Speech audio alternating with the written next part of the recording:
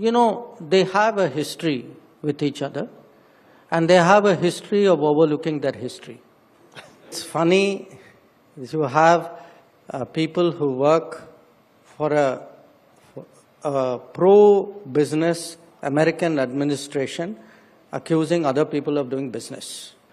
If you have a problem buying oil from India, oil or refined products, don't buy it. We as a government are committed to defend the interests of our farmers and our small producers. We are very determined on that. That's not something which we can compromise on. So anybody who thinks that, who criticizes what we are doing, my counter question is, are you therefore willing to compromise on those interests? Can we have you on stage?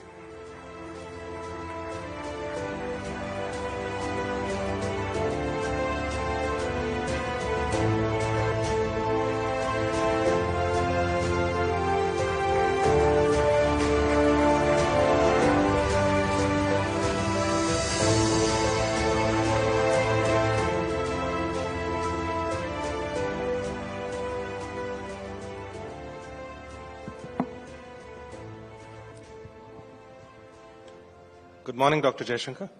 Always a pleasure to have you. Our guest here needs no introduction, so I'm not going to waste much time. Troubled days, tough playing conditions. So, is that a question or an observation? A question. Well, things are a little complicated because I think lot of changes in lot of accounts, some very important ones, and it isn't specific to us. I think that's the state of the world. If you go anywhere in the world and ask probably any foreign minister, they'll probably give you the same answer. It's true. But we all have been so focused on the US conversation. It's sort of taken over everything else and a lot of the mind space. Now, we all are fondly remembering those days when the reset happened. We're talking about at least 2.5 decades of work. You were at the start. How do you feel today? Well, look, I've always maintained that what has been happening for the last 25 years. I would, even in my writings or other occasions, I really sort of identified probably Clinton's visit as the major inflection point, then the nuclear deal as the next one, then probably PM Modi's visit in 2014 as the next one. So we've had developments. I would say the overall trend has always been net positive. It's not like we have not had issues with the US. We've had. I remember, for example, a lot of pressures we got on Pakistan during the George Bush time, at the very time when nuclear deal was also being negotiated. So there have been issues. There were issues even with China. During Obama's time, there was this whole idea of a G2. So what happens with the passage of time? Everything looks smooth and nice, and you think this was preordained and it was going to happen. The reality is, it's always, relations, particularly with big countries who have multiple stakes, and we ourselves today are a big country also with multiple relations. They are bound to, there'll be areas where you work together, there'll be areas where you argue with each other. That's the nature of it. I think the key would be to say, okay, at the end of it all, overall, are you ahead? And that's been largely the trend. Yes, right now, I think there are issues. It's pretty open. But I would not, therefore, take it, first of all, it's not that we've not had issues before, And I would not say, therefore, other parts of the relationship where the convergences are strong and things are moving, that's not there. That is very much there. But you've not had a US president come down so hard on India publicly, and also his key advisors, and then slapping you with tariffs and now national security tariffs at the same time when we have a strategic relationship. I mean, we need to explain this or understand this for the audience also and generally. Well, we've not had a US president who's conducted foreign policy as publicly as the current one. That itself is a departure. That's not limited to India. That's limited. In fact, for that matter, who's not conducted his domestic policies as publicly as this one too. So I think we got to understand, before I come to India-US, that the President Trump's way of dealing with the world, even dealing with his own country, is a very major departure from the traditional orthodox manner of doing so. I remember, for example, a lot of pressures we got on Pakistan during the George Bush time, at the very time when nuclear deal was also being negotiated. So there have been issues. There were issues even with China. During Obama's time, there was this whole idea of a G2. So what happens with the passage of time? Everything looks smooth and nice, and you think this was preordained and it was going to happen. The reality is, it's always, relations, particularly with big countries who have multiple stakes, and we ourselves today are a big country also with multiple relations. They are bound to, there'll be areas where you work together, there'll be areas where you argue with each other. That's the nature of it. I think the key would be to say, okay, at the end of it all, overall, are you ahead? And that's been largely the trend. Yes, right now, I think there are issues. It's pretty open. But I would not, therefore, take it, first of all, it's not that we've not had issues before. And I would not say, therefore, other parts of the relationship where the convergences are strong and things are moving, that's not there. That is very much there. But you've not had a US president come down so hard on India publicly, and also his key advisors, and then slapping you with tariffs and now national security tariffs at the same time when we have a strategic relationship. I mean, we need to explain this or understand this for the audience also and generally. Well, we've not had a US president who's conducted foreign policy as publicly as the current one. That itself is a departure. That's not limited to India.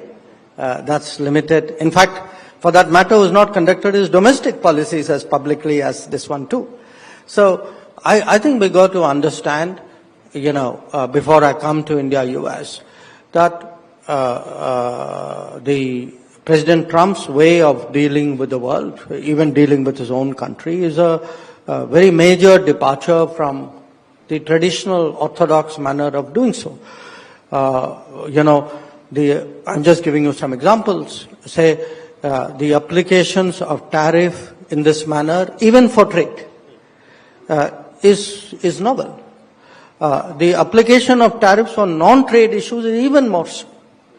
The fact that a lot of this is said in public, often the first pronouncement is in public, is even more unusual. So this is a situation which the entire world is facing. Now, where we are concerned, I think we have at this moment three issues. First of all, trade, and I think, in my mind, that's really the major issue in terms of the negotiations which are underway. And, negotiations are still going on. But the bottom line is, we have some red lines. You say negotiations are still going on because we heard the team is not coming. No, look, negotiations are still going on in the sense that nobody said the negotiations are off. I mean, and people do talk to each other.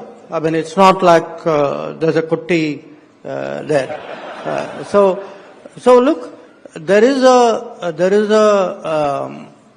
what happens is we have red lines in the negotiations. We have to be clear as to red lines by definition are lines to be maintained and defended.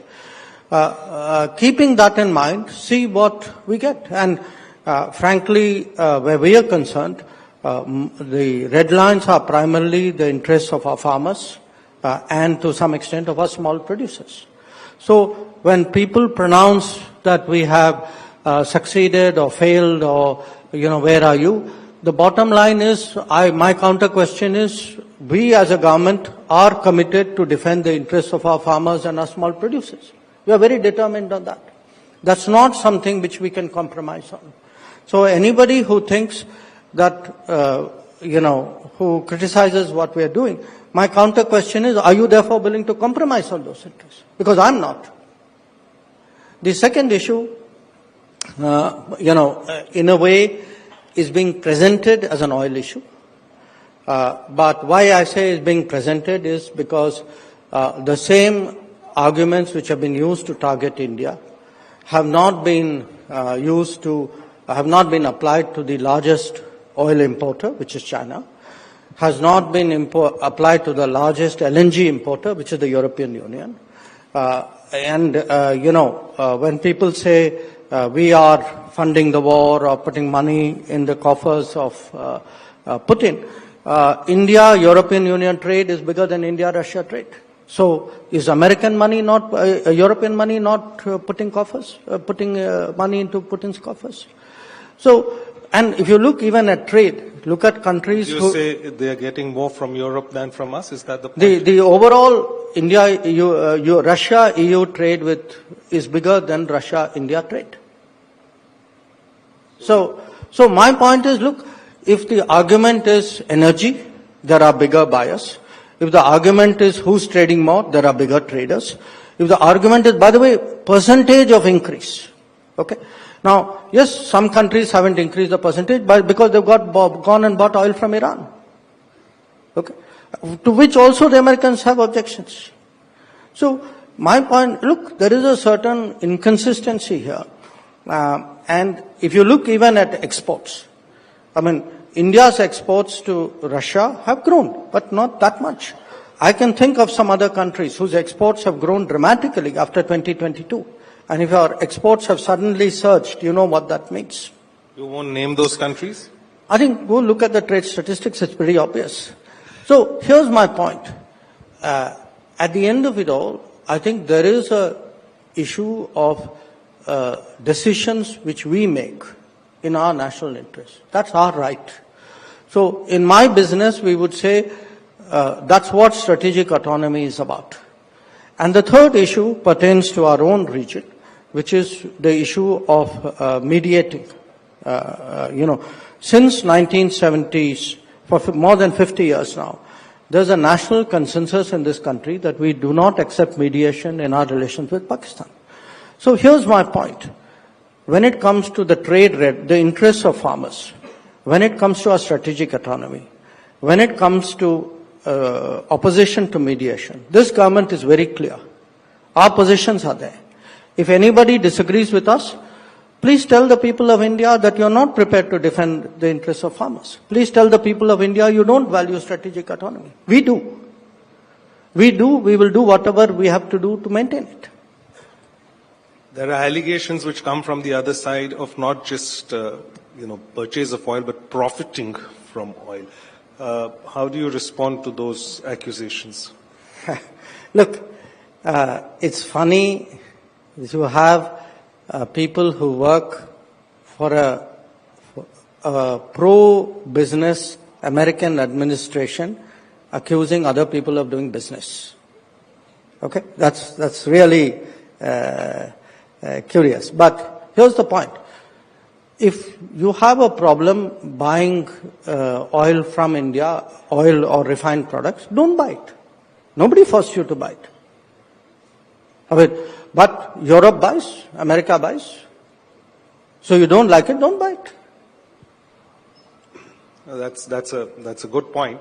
But at the same time, you've come out in public, and now things are that with the previous Biden administration, there was an understanding of sorts, or No, there was on the oil issue. Yeah, it was an too. understanding. There were a series of very explicit conversations. if you could Very detail it. explicit conversations saying, look, we have no issues with your buying. Look, how did that whole price cap idea come? If the Europeans and the Americans, I mean, you can't say I object to your buying oil, but I have a price cap. The idea of a price cap is you accept that people buy that oil. So the fact that you devised the price cap meant that you accept that there's an oil trade going on with Russia. Otherwise, you wouldn't need a price cap. But you've been, I mean, that India's role in keeping the price stable, I was trying to, Absolutely.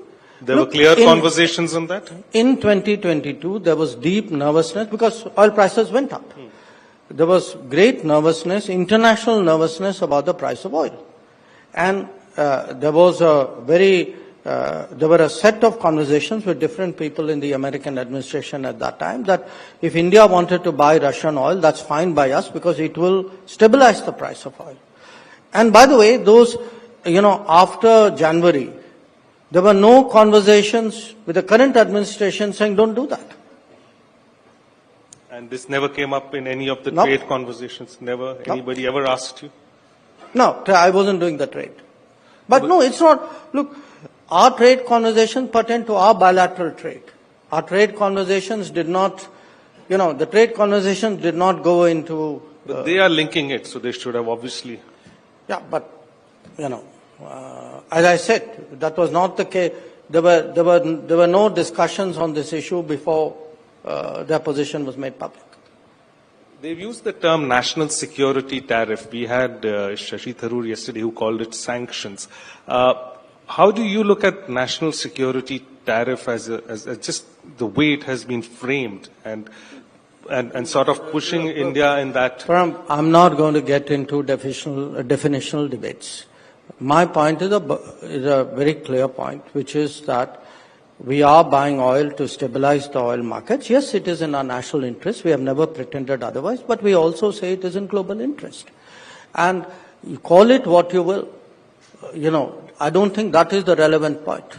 I think the relevant point is that levying tariffs on a country for doing what it has been doing openly with, and which other countries continue to do in larger volumes than us, is, in our view, unfair and unjustified. Beyond that point, whether you call it this or that, I don't think makes a difference.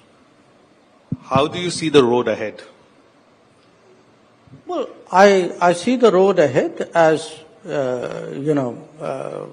are two big countries. We need to have conversations. We are, as I said, the lines are not cut. People are talking to each other.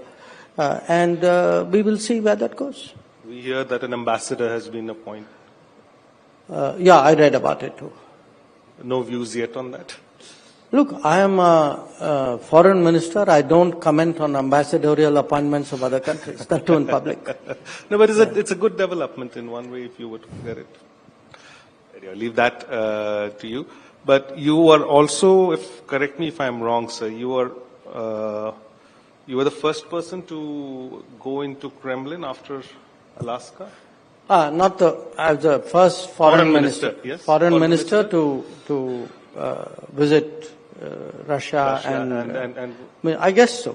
And met Putin. Yeah, I guess so. What is the sense you got of that conversation? Everybody's linking us to that conversation as well. Well, there were two parts to it. I mean, one part of it was our own relations, and we have a practice of annual summits with the Russians. We are planning one at the end of the year. So a lot of it was devoted to what would happen there. It's an annual exercise. That's how the relationship grows. And I'm like the account keeper for the non-military side of it. So the way it is divided is defense minister manages the military side. I do the rest. So a lot of it was devoted to what would happen, what's happening in our relationship, where are we going, what will we do, things like that. And there were some good developments. I think our trade has grown a bit. We would like to grow it further. There's been some mobility of people. We would like to see that increase. We want more market access in Russia, things like that. The other part of it, of course, was the global picture, and particularly since President Putin had come out of Alaska, so he spoke to me about his views on, what was happening. And so, could you give us a window or an understanding of how that conversation has gone and how it's looking in the ground since you're coming from there? Well, obviously I'm constrained in many respects in doing that, but overall, look, where we stand, we've been very clear from the very start that we would like to see an early end to the conflict. We've also taken the view that in any conflict, it's for the parties concerned to sort it out. Okay? Now, in this particular case, because the parties concerned are also comfortable and the Americans took the initiative, we've been supportive of the efforts, because we are supportive of any efforts which would bring about that change. Now, it is a very complex, complex situation there, because there are military complexities, there are political complexities, there's a whole history there. It involves, NATO, European Union. So there are a lot of moving parts there. So it's not as simple as sometimes it appears, in the media. But, overall, as I said, our good wishes are there for an early end to the conflict on terms which obviously the two sides have to settle. Mark the Alaska round as good progress as far as you know? Certainly I think it would be a fair assessment, and you don't need a meeting with President Putin to say that. I think it was visible that in Alaska a lot of things were talked about and some things were agreed about. So to that extent, yes, it was progress. We are fresh out of Operation Sindoor, and we saw the conflict, the way it played out and the way the Pakistanis fought with the help of Chinese, not just equipment, but as our military officials have also gone on record of, live cooperation between China and Pakistan. At the same time, you've had conversations which relate to India-China relationship, and there has been improvement on the northern borders, and your disengagement process has also moved at a decent pace, which has led to certain positive outcomes on the bilateral front. We now see a lot of easing up of economic restrictions, which the Chinese had made. Now, how do we read it? Because there are some quarters which say there's a reset, or is it just normalization? How does industry also here understand it? Because China is an important economic partner. The nature of your business, media, in a way, is to correlate what happens with something which happened immediately before or in the same time frame. It's natural, understandable. The nature of my business is really to pursue relationships, accounts, problems over a much more extended timeline. I think that's important to understand, especially in this particular case. Now, take China. What is actually on the agenda with China? We have problems which go back to the 1950s, which is, for example, the boundary question. Okay? So, because other things happen, that has not gone away. In fact, that is very much still at the center stage, and it is, in fact, the maintenance of the peace and tranquility in the border areas that is a prerequisite for development of the relationship. So, you have, I would say, a 50s, 60s, 70s, almost, I would say 60 years, 70 years 80 years now of that problem. Then we have an issue which started in the early 2000s, after China entered the WTO, which is the beginning of a trade deficit, and it rapidly became a concern. It didn't become a concern in 2025 or 24 or after 2014. I was ambassador in China from 2009 to 13, and I can tell you the growing trade deficit was an increasing concern for us. Okay, so you have a historical problem, then you have a problem which started maybe about 20, 25 years ago. Then we had some issues which came out of COVID. Okay, say for example, the stoppage of air flights, direct air flights, was an outcome of the COVID period. Even the halt to the Kailash Mansarovar Yatra, which is now resumed, also happened because of COVID. Then we had the Galwan clash and that very difficult period after that. And then there were steps. By the way, even during COVID, for example, some of the precautions which we took generally with regard to investments, please remember, was actually immediate post-COVID. They were in response to the economic uncertainties of the COVID. Press note reason? No. I think, even some of the investment issues which took place then. Because I think there was worry after COVID about takeover of companies when the valuations were dropping. Okay. So then you had the Galwan clash and that period, and then there were a set of issues which came out of it. So and then I must add to you, there are some issues which are of very recent origin. For example, the magnets for the auto industry. That is an outcome of a Chinese export control policy, which is a few months old. So it's not like there is one problem or one cluster of problems with a certain timeline. It is something, different problems have different histories, you could say, and were at different levels of processing. Now, look at the solution side.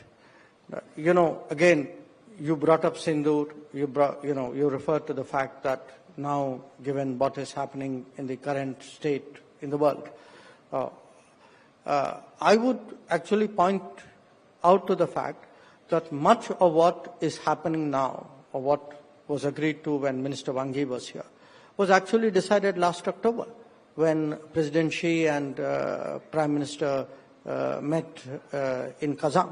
Some of it was followed up in November last year when Wang Yi and I met in Brazil, I think. So, look, it's not what I want you to understand is it's not black and white. It's not something has happened with America, so therefore immediately something has happened with China. I mean, if you are looking at the kind of things we announced now, air flights was not decided now. I mean, we are just operationalizing something we wanted to work on. So there are parallel timelines which you can say. There are different timelines of different lengths on different problems. And you're okay with segmenting it like that? I think it would be a mistaken analysis to try and crunch everything and make it into a integrated response to a very specific situation. That's what. So there may be, today, yes, of course, there is a global landscape. I'm not impervious to it. But I'm telling you that many of the things, for example, boundary, this is the 24th or 25th round of talks between the SRs.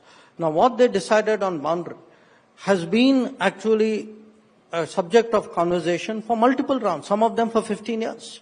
So they are not necessarily new concepts which were decided now because something is happening on some other account. So I want you to understand there is an evolution, there's a flow of that relationship. There are other relationships, but don't make this connect so tight and make it a causality. That's not the reality. I think the idea is there a newfound political comfort with China which can lead to certain predictability on the economic side, particularly on the business side. Okay, let me put it to you very simply. We have always maintained that if the border is stable, predictable, free of incidents, then there is a natural improvement in the rest of the relationship. So the border has been stable for some time now. And as the disengagement was completed, naturally it was logical that there would be an improvement in other areas. So I don't want you to overdraw, it's not like there's some great U-turn and now everything is great. I don't want you to go the other way around also, that the relationship is only full of problems and everything in it is negative. I think there is a sort of a ground somewhere in between. We do trade. There are things which are important for us. Again, if you look at the interests of the farmers of the country, I think a predictable flow of fertilizers is important. I think when you look at people in the infrastructure field, for them getting machinery out of China is important. For our auto industry, having uninterrupted flow of magnets is important. I think these are legitimate issues of our industry. We should take it up with China. And we should, if there are blockages, I think we owe it to the businesses and to the workers of India that we should address those issues. The issue which we've been debating over the last 2 years is dependencies and supply chains. So the advice which has been in the current geopolitical environment, it is the unpredictability around supply chains, around building dependencies, which then can lead to sudden shocks across industries. What's the geopolitical mantra for supply chains as we move ahead? Looking at, even though the frost settles on the India-China relationship, a new frost comes on the India-US, as you say, these things can be temporary. But looking at supply chains, how do you... Say, Arnab, right now, what to do about supply chains, you shouldn't be looking here, you should be looking there. Okay? I said the geopolitical mantra. But the geopolitical, I'll tell you the answer. I think recent experience has taught us that don't be excessively dependent on a single supply chain or a single country source. Recent experience has also taught us don't be dependent on a single market. Okay? So it isn't just from the sourcing to the production, it is also from the production to the market. Now, that doesn't mean you switch off from somewhere. It means you diversify, it means you hedge. And most important, which is the continuous messaging from the government, it means you do more at home. Now, we know more at home is hard work, it is complicated, it requires a different, kind of effort, even particularly from business. That is why the emphasis on Atmanirbharta. So, looking at the geopolitics of our current end, I would really analyze or prescribe. I've got problems at both ends. I've got a problem on the sourcing and the supply chain. I've got a problem post-production in the markets. So both are volatile. Both hold their own complications.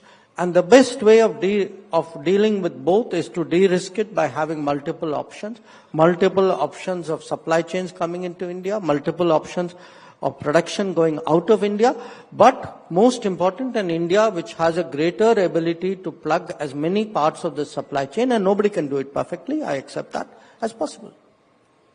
So Atmanirbharta is look at as much as you can. Absolutely. No. And look, again, it's completely understandable that people look at costs. After all, what other metric would a business use other than cost? It's a no-brainer. But today, there is a cost to the risk. But it isn't pure numerical cost. There is the uncertainty of supplies has a cost. The uncertainty of markets has a cost. I think they need to be factored in. But if you look at the trend since the last decade maybe, everybody is weaponizing their commercial advantage. Say if it was China, we talked about weaponizing supply chains. Today you see Donald Trump, I would say weaponizing tariffs in one way, is a form of weaponizing commerce. Do you think we have lesser options when it comes to that on the table? both in terms of projecting and dealing with it? Okay, even if you take away that hard term weaponize and say, how indispensable are you to everybody else? Because, you need to be indispensable if you have to weaponize. So you've got to be able to consume things or produce things which only you can, or you can do in sufficient manner that other people have to make adjustments for you. I think that, in a way, is part of the Atmanirbharta that we are trying to encourage, which is that the more you are able to produce, the more unique things you are able to produce, the more you get into the global supply chain. The fact that our consumption, because, consumption can also be a power. It's not just production which is a power. So, at the end of the day, our position in the world would be very much a function of how we are able, how unique we are, how important we are, how to that extent indispensable we are to global economics, to the production, the supply chain, the production, the consumption, the entire eco-cycle. The consumption side, you might have an advantage. I mean, we could see as a consumer on oil, we are making difference in terms of prices. Look, again, it's not. I mean, in some cases, like some countries set out. China did it with rare earths. I mean, but that would be more of a standout. Often, you take an industry and you become so good at it that then you start becoming a key player in that industry. So that's really part of how a big economy becomes more critical in global calculations. And that is a strategic geopolitical requirement also now, you would say? Yes, ideally, but it's easy for me to say it. Mm-hmm. It has to be done by people for it to reach that level. Sure. Coming closer home, Pakistan. Were you surprised at the manner in which Pakistan, US have come to, at least the Trump administration, have suddenly cozied up and come together? Did it catch you by surprise? Look, they have a history with each other, and they have a history of overlooking their history. So what happens is it's not the first time we have seen things. And the interesting thing is when you look sometimes at the certificates, say somebody in the military will give. It's the same military which went into Abbottabad and found who there. So the issue in a way is when countries are very focused on doing politics of convenience, they keep trying to do this, and some of it can be tactical, some of it can have some other benefits or calculations. But again, look at obviously I respond to the situation or the challenge of the day, but I also do so always keeping in mind the larger structural sort of strengths of the relationship, the confidence that comes from it. So I take it in that spirit, I know finally what I'm about. I know what are my strengths. I know what are the importance and the relevance of my relationship. So that's what guides me. But just now we are a little distance away from Operation Sindoor. I know mediation is not exactly something which must have happened, or our position has been very clear historically on that. But was the United States helpful at all during that period? Look, did it play a constructive role of any sorts? It is a fact that at that time phone calls were made, Phone calls were made by the US, phone calls were made by other countries as well. This is not a secret. At least in my case, almost every phone call I had, definitely every American phone call I had, is there on my X account. So when something like this happens, countries do call up. I mean, after all, don't I call up? I mean, when Israel-Iran was happening, I called up. Or when Russia-Ukraine was happening, I called up. So it's in today's international relations, because it is an interdependent world and countries feel, okay, something is happening somewhere, I should know, I should, and particularly, I would say, those who have a stronger history of international relations will do that.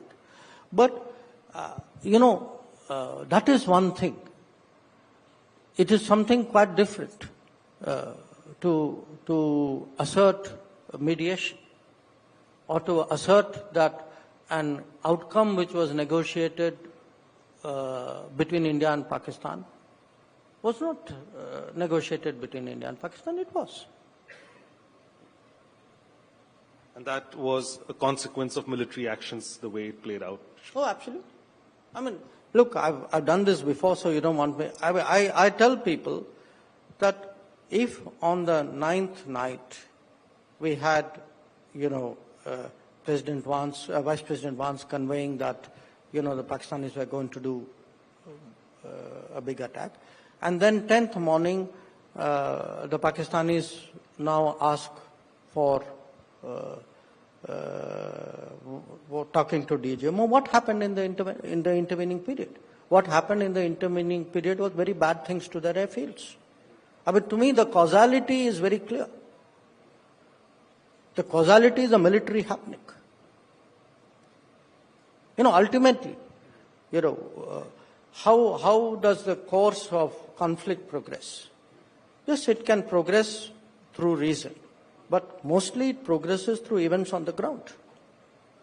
So something happened militarily on the 10th morning. Now please look at what happened on 10th morning, and the pictures of the Pakistani airfields tell you what happened on 10th morning. But still the Pakistanis seem to have found new currency in Washington, and it's probably coming from the crypto route. So is that now a new channel of diplomacy which is working in Washington, and that you have to contend with it? Where are we on these? Because see, a lot of countries are facing these difficulties. A lot of allies of US are facing. For that, you have to get another minister to sit here and answer that. No, it's not me. But does it become a part of your folder at any place? No, look, we negotiate or we discuss with other countries what are our policies. I mean, because somebody else has some other instrument in their toolkit, doesn't automatically mean that therefore I have to acquire it. I have what I have, they have what they have. But do you think it's becoming difficult to deal with the Trump administration through its own system? Rather, the personal or direct or maybe certain other parallel approaches are at work which are more productive in terms of outcomes? Well, I think we started off with the agreement that we are in unusual times and the methods of diplomacy are very, very different from what they used to be. So I'll take it from you, what is the India way? Look, you adapt to the landscape and the nature of the challenge. I mean, so if there is a relationship which has to be addressed in a different manner, if you want results, you figure out how to crack the problem. I mean, that's what diplomats do. So a lot of what was happening in the past few years, the Quad was at the center of it. And it's a very diverse agenda. It opened up many conversations in technology. But today BRICS has taken over. So where is the Quad conversation?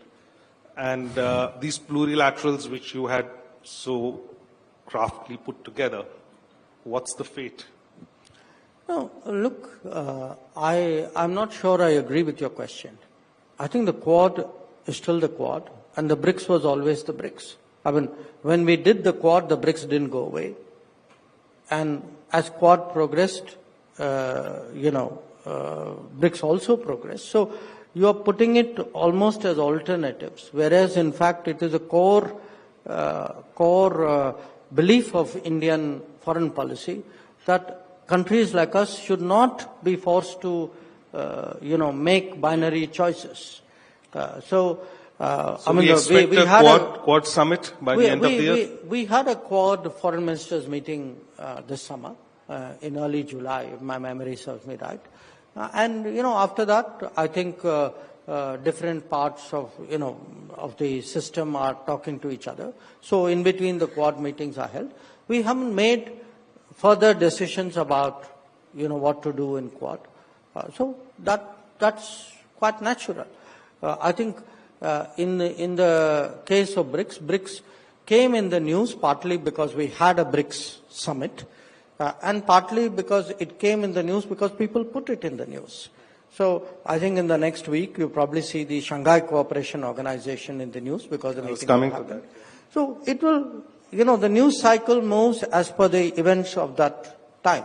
But what is not in the news cycle doesn't stop to exist because it's not in the news cycle. It still continues.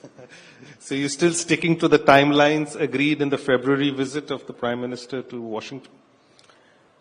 On what? On the timelines which were there, that by September or October we'll do have this and that. I think at this time, as I said, we are looking at the issues rather than, it's not a clock-driven process, there's not a chess game where you are moving and you're also looking at the clock. I get that. And what do we expect from the visit, the SCO meet, since it's happening right now? Well, I think the SCO has a value in itself because if you look at the membership, it covers a lot of countries which are quite different from other organizations of which we are part.